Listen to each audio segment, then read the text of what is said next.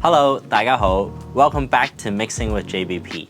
Today's video is part 2 of me answering your IG questions. So let's get started.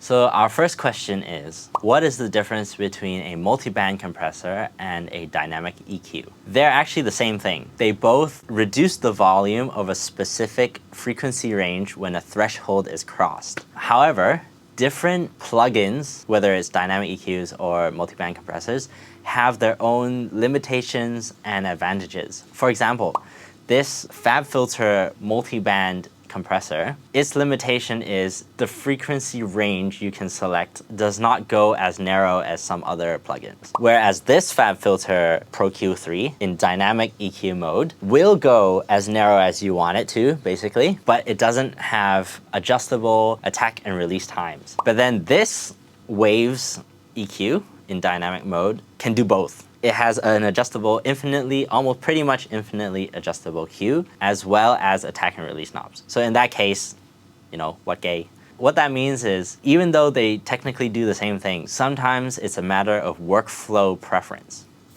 So our next question is about mix translation. For those who don't know, mix translation is how well or accurately your mix sounds on different systems or playback devices, speakers, headphones, etc. How to get a mix that translates on different devices, both feel and sound quality. I would say know your setup well, know your speakers or headphones or whatever you're working on well, know their blind spots. The second thing would be to have 1 or 2 setups that you know very well. It could be other headphones, it could be your phone speaker, some people use the car test, some people use AirPods is another popular one. I personally use a pair of Sennheiser HD600s to reference, as well as a pair of Sony Bluetooth earphones that I listen to music a lot when I commute, so I know them well. I would say don't overcomplicate it. Don't have 5, 6 setups that you have to check every mix on. Just 1 or 2 that you know well. The keys you know well and you're comfortable listening to music on. And then the third tip would be to use reference tracks. Use reference tracks on your main listening setup. Use reference tracks on your 1 or 2 other setups to compare with your mix, and it will very quickly point out your blind spots. Just to wrap it all up, remember the goal is not to make your mix sound perfect on every device. It's for your mix, the rough balance and the rough energy of your mix to be consistent on as many devices as possible.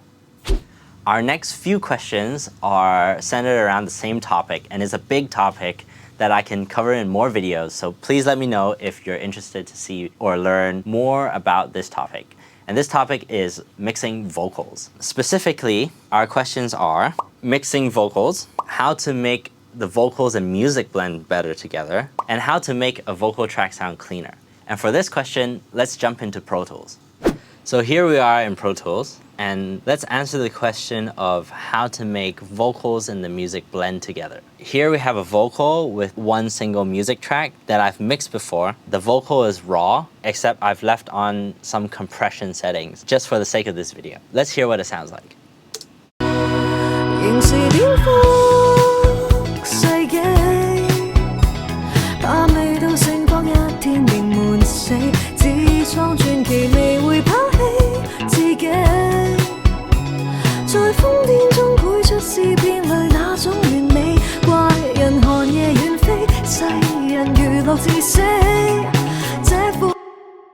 A common trap that people fall into is that they have the vocal too loud and too harsh.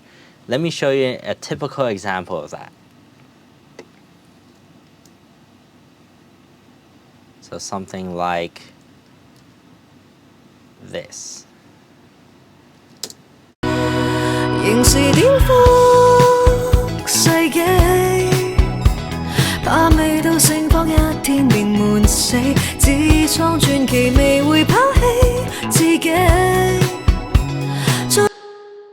So the vocal is now loud enough where you can hear it clearly, and it is bright enough where it sits on top of the music. However, what you'll notice is the vocal and the music just sounds a bit detached. So my 3 tips for avoiding this trap is cut unwanted frequencies in the vocal, cut or make space in the music for the vocal, and do those things first so that you don't end up with a vocal that's too loud and too bright.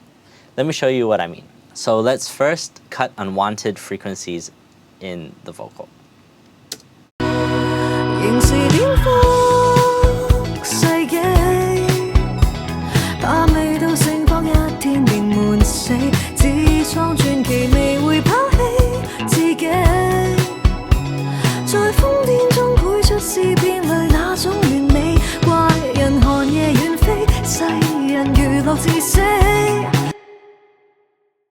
So the vocal is sounding much cleaner now. Let's take it a step further by making space on the music track for the vocal.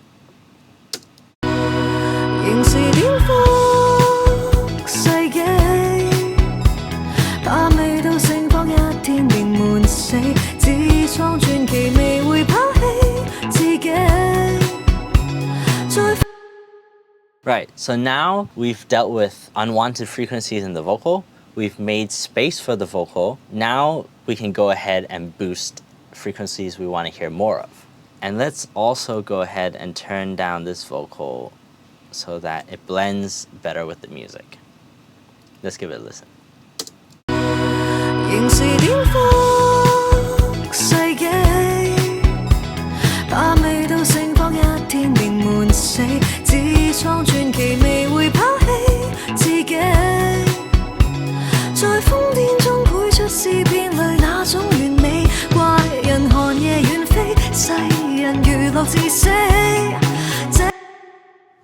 So this brings us to the last question of our video. And that question is how to achieve a mix with height, depth, and width. So depth can be achieved with a few parameters. You can use your volume fader. Things that sound louder appear closer, and things that sound softer sound further away. You can also achieve it by cutting or boosting highs and lows. Elements that are further away in nature, for example, if your friend is across the river shouting to you, his voice will have less highs and less lows. So those elements will appear further away. And the opposite is true if you want it to sound closer. The third thing, or the most obvious one, would be reverb. The length of the reverb, is it a short room or a far room, a big room, sorry. The amount of pre-delay, which is, reverb is another topic we can dive into. Again, comment down below if you want to hear more about that. But those are some things that contribute to depth in a mix. The next is width. So that would be panning, or some plugins will help you widen different sounds. And then the last one is height. So height is a bit of a tricky one. I don't know if this is as apparent on headphones, but on speakers, higher frequencies tend to appear higher physically, while lower frequencies tend to appear lower physically. But height is not something that you need to make an effort to achieve. It's a natural occurring thing depending on what frequency content your mix has. What is important though to all 3 of these factors, height, depth, and width, is contrast. Because if everything is upfront and loud, then you have a one-dimensional mix. But if you have some things that are further away, some things that are closer, some instruments that are higher in frequency, some that are lower, and then some that are panned to the right, some in the middle, and some in the left, and everything in between, then you have a mix with height, depth, and width, or some people would like to call a 3D mix.